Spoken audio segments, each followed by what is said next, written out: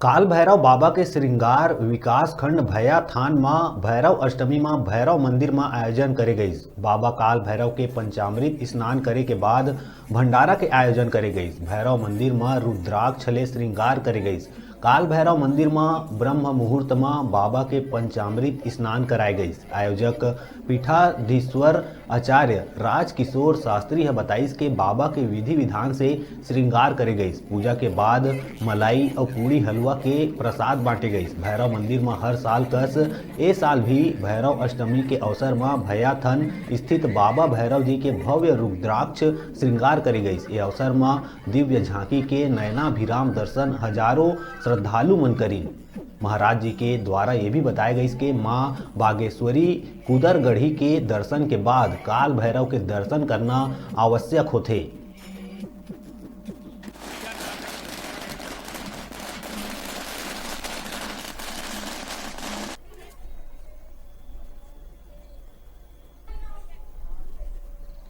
का ये अगन कृष्ण पक्ष की अष्टमी में काल भैरव जी का जन्म उत्सव मनाया जाता है और ये क्या कहते हैं नित्य प्रतिवर्ष की भांति मंदिर का वार्षिक उत्सव मनाया जाता है। इसी प्रकार से जो भी आप लोग देखे और इसका वीडियो तैयार किए उस आधार पर ये नित्य प्रतिवर्ष मनाया जाता है।